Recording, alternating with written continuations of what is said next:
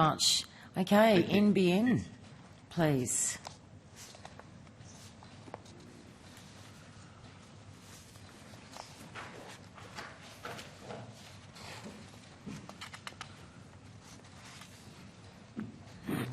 Good morning. Hi, I'm John Parkin. I'm the Chief Operations Officer for NBN. That's okay. I've just got to give you a spiel, and you can say all that at the end. Thank you, Sally. I will ask something before I do that, though. Is that I do believe that we have your submission, and I understand because of this morning's events is that we started late, but you guys have also got to catch a plane at 11 o'clock. So I'm wondering if you could just cut that down to a minute or two so we can get some questions in before you go. Yeah, that would be great. Excellent. I now welcome Mr Parker and Mr Astle from NBN Co Limited. I understand that information on parliamentary privilege and the protection of witnesses giving evidence to Senate committees has been provided to you. For the Hansard record, will you please state your full names and the capacity in which you appear today? Yes, I'm John Parkin, Chief Operations Officer for NBN. And I'm Phil Astle, General Manager of Network Operations at NBN. Thank you. I now invite you to make a short opening statement. At the conclusion of any remarks, I'll invite members of the committee to ask questions. Yeah, thanks, Chair. And so acknowledging that you've already got a copy of that statement, I'll just abbreviate a few key points just to summarise our position. Yes. But I do want to start by opening and thanking the committee for its commitment to hearing the views from different critical infrastructure providers. And NBN acknowledges Australia needs to prepare for more extreme climate-related natural crises that could be concurrent and cumulative across multiple jurisdictions, as we've certainly experienced in the summer that we're currently underway with at the moment. The NBN network is certainly relied upon by local communities, businesses and emergency service organisations and after extreme weather events and natural disaster emergencies. As such, NBN takes its position and responsibility and accountability very seriously. As a national wholesale telecommunications provider in the capacity, we take this opportunity to highlight to the committee the role of NBN and its capabilities and support it provides to prepare for and respond to natural disasters. I will abbreviate from here then, and just in terms of the single biggest risk to the NBN network in the event of natural disaster, it is the resilience of the commercial power networks. And whenever we have a major event beyond our own infrastructure, power become the three major priorities for our immediate focus and response. Network resilience remains a really strong focus across the NBN, and currently we have a whole series of resilience programs in proactively preparing for extreme weather events, and the previous speaker from the Bureau of Meteorology they are a key input into our preparations and advanced warning systems. We have a dedicated 24/7 network emergency management team, of which Phil leads that team based out of Melbourne, and that role is very much to protect and identify critical network assets where emergency services will require us to respond to specific incidents. What I would like to say is that restoration times across the NBN can be impacted by the variability of the event we're managing. But what we do is, very, very importantly, in the priority of our response, we coordinate that directly with state and territory governments, and we have an extraordinarily collaborative model in working with all of the respective agencies at a state and territory level, and also that extends across to all of our operating telcos as well. I would also just add that that in natural disasters, NBN's objective is to be as self-reliant as possible and to conduct our own restoration activities. And to do that, we often require safe access to affected regions through network restoration, whether that be access to particular wireless sites or tracks. And this access is provided to us by relevant state and territories and local councils who are critical, and hence the dependency and the relationship we have with the state emergency services. We also work closely with the 16 different power distributors across the different state and territories, and hence my opening point in terms of the criticality of power and that supply to our network. The relationship with those 16 power distributors is fundamental.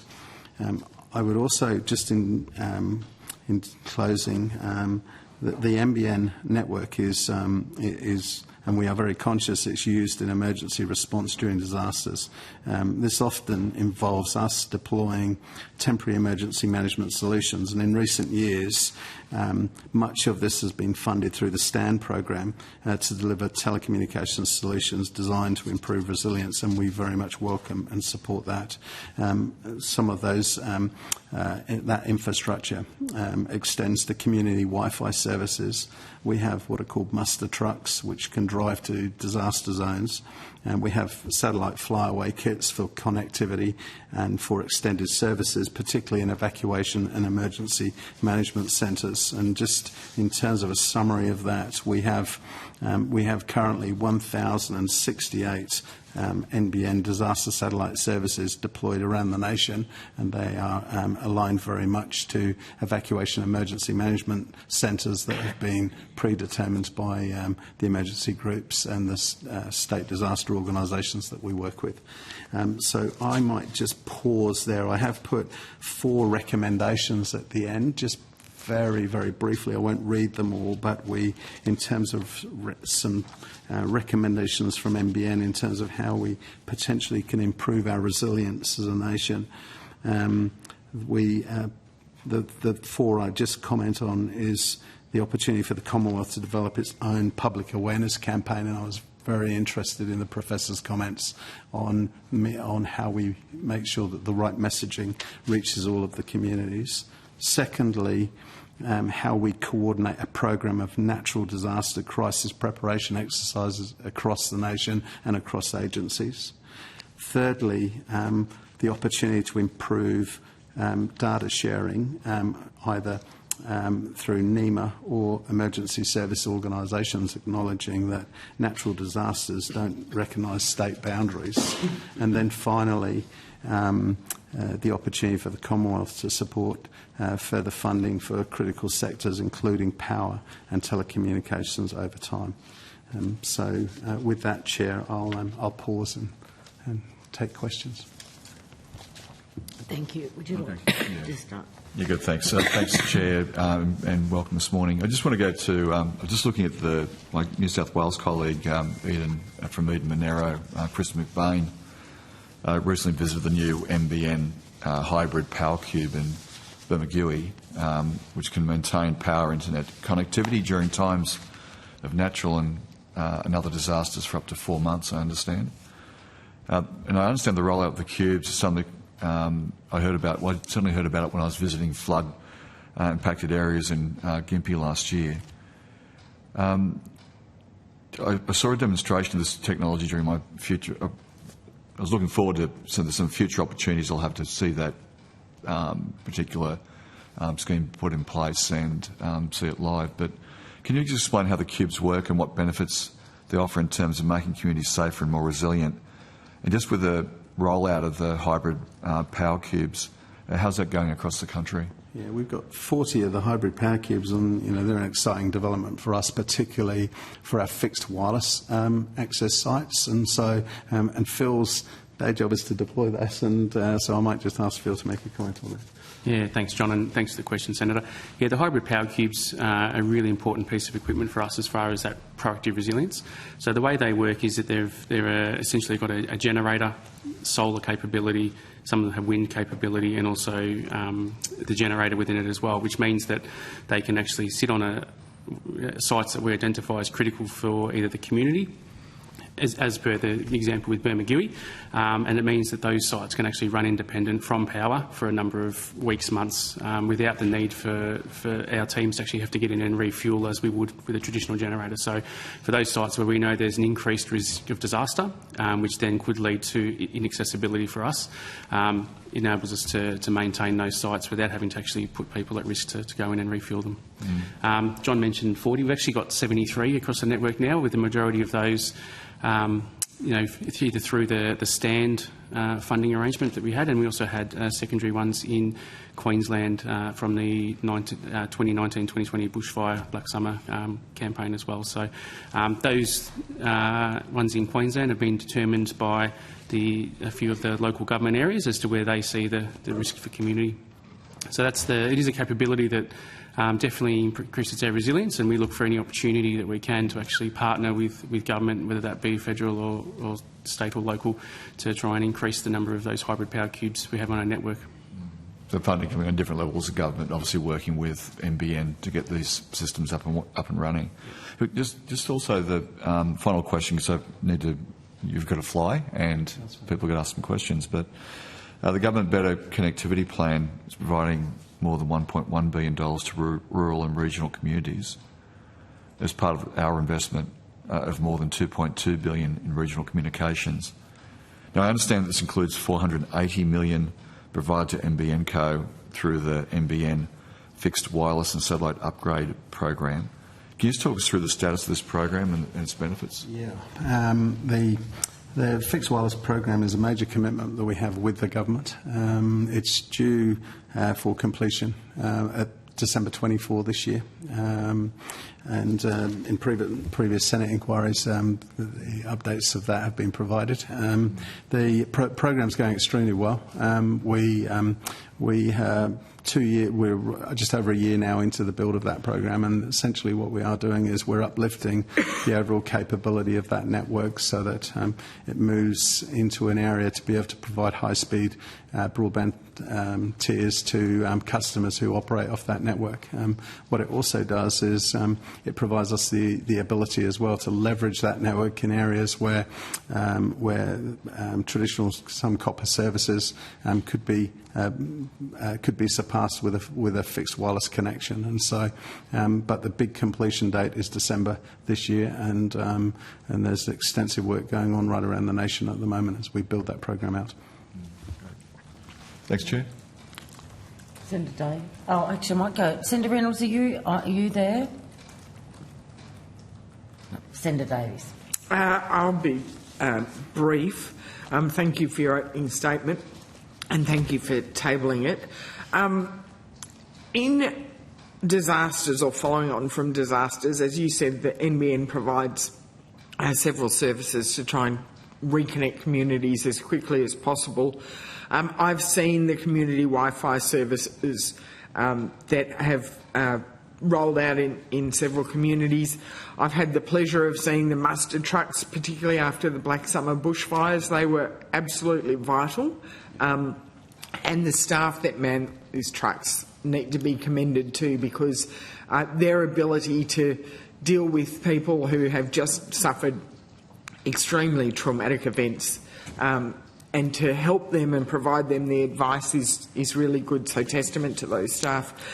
You also say you provide satellite flyaway connectivity kits. Can you explain to me what that is? Yeah, so two parts to that. One is we have in our liaison with all of the state and federal agencies, we've identified over 1,068 sites where there's current fixed satellite services. So where there's a known evacuation centre, that will always be the case. And for those of us who say live in Queensland, you know, particularly in the floodplains where the evacuation sites are, particularly as you go into North Queensland, and they're fixed as permanent.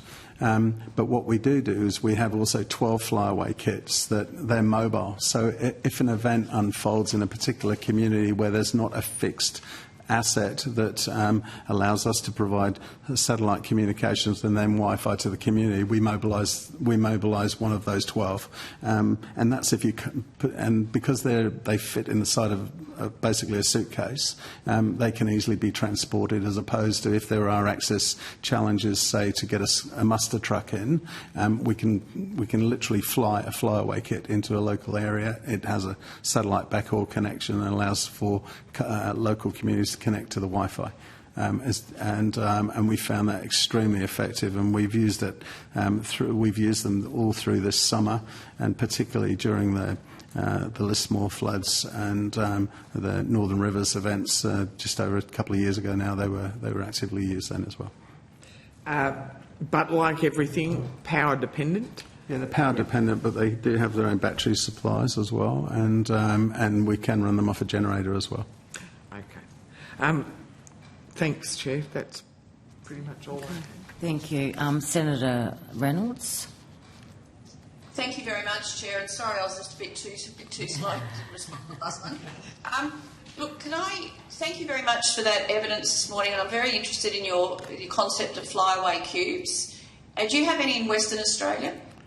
They're flyaway kits and versus a hybrid power cube. They're just two different. But the flyaway kits, we have them on national standby. So dependent on the event, and we have an arrangement with the Bureau of Meteorology. We use a lot of their forward forecasting. So as the predictions of weather events or natural disasters unfold, we then overlay that against the architecture of our network so that we can then preempt and then forward deploy what we potentially will see as equipment that we may need in the recovery period and the response. And so subject to what those events are, Senator, then makes a decision to determine whether we do advance flyaway kits into particular areas. But when whatever event unfolds, I can assure you they're always on standby and ready to go at any minute. Thank you. What I'm thinking, so just you raised a number of issues that are very interesting. So we had a fire event here in Perth, in the Perth Hills, in the Shire of Mundaring, which is Parkerville. You're probably not aware of it. But then it had a very large storm event, unpredicted storm event. So they ended up losing power to the Perth Hills for 6 days, and they lost telecommunications for 3 days. Now, the issue that I'm looking at with the community is how they can make themselves more resilient. And we're having a workshop with them next month. But the question is how next to in Perth, so 30 minutes out of Perth, can a whole community that is bushfire prone and natural disaster prone lose telecommunications for 3 days?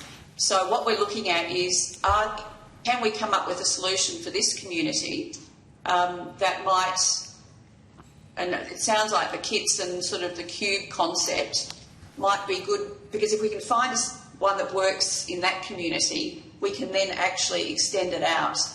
And the local government association is working with us. So is there something there that you have that we could look at trialling with this community?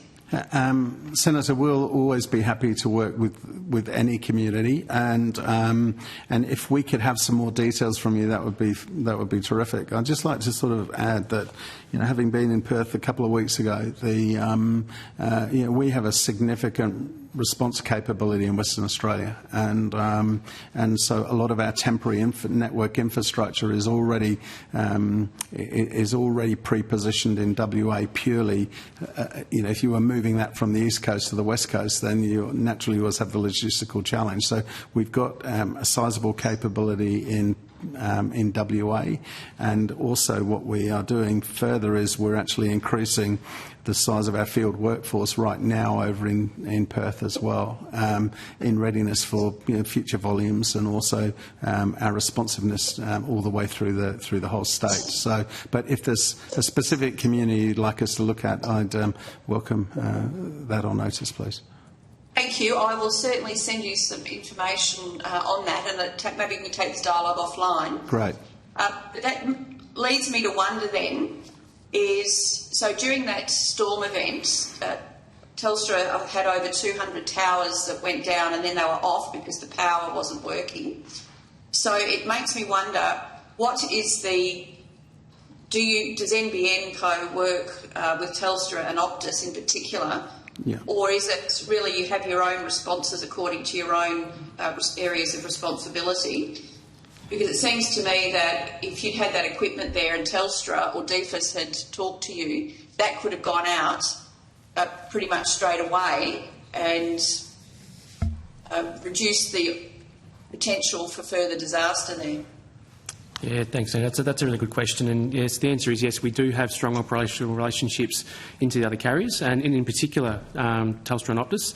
So we have I have a regular catch-up with my equivalents within Telstra, as do our emergency management team. So when it comes to those types of responses, our attitude towards them is that we do work in partnership. We try not to work in isolation, with the community interest being the priority. So yeah, very keen to understand, with some more information around what we can probably do better in that space. So thank you, Chairman. So my last question on this is if you could take on notice the Parkerville fires, and then what date? I'll just get the date. On the 16th of January, there was a freak storm that went through, cut through the Perth Hills and into the wheat belt. There was no notice of at all. So if you could take that incident and also the Parkerville fires from the 21st of December last year, and have a look at what visibility you had on that, and whether you asked for any support or response, and what you may have done, because that would be very helpful. And then I'll get back to you separately on what we might be able to do in terms of looking at some more local solutions. Yeah, we'd be happy to do that. Thank you, Senator. No, thank you. Thanks, Chair. Thank you. Just got a brief question, but one of the issues that we're looking at in the committee, as you're aware, from terms of reference, is volunteerism. I'm just intrigued. Is there, with NBN Co, do you have a volunteer program across your staff to take on projects? That's a super question. For those of us who are involved in the core operations, it feels like we're volunteering 24 hours a day as it is, Senator. But wider than that, I would extend that so many of our people, and because of the nature of NBN extending across the continent, are involved in many community groups, CFAs, local disaster management groups, SES, and so we do have people who've volunteered for that. But do we actually run its own volunteer program within the company? No, we don't, but that's a question I'm happy to take away on notice and carefully consider that. That would be great if you could. It's a sort of burgeoning area, and I think I know some companies have given it a great deal of thought, but it's something that we should be, I think, having more of a conversation amongst us all about. I'd just sort of add to that as well, and those of us who live in, these particular natural disaster areas, naturally engage with the community. And, one of the great times when you're leading large groups of people is during natural disasters. The discretionary effort you get is incredible. And we see that right through the NBN company as well. It's been incredible this year particularly. And so, but I think that the question is a good one to take away on notice. Thank you, Mr. Parkin. Appreciate it. Thank you. Thank you, Mr. Parker and Mr. Astor. Thank you for appearing as witnesses today. I remind you that if you've taken any questions on notice, that they are due back to the Secretariat by Friday, the 15th of March 2024. Yep. Thank you. Okay, thank you.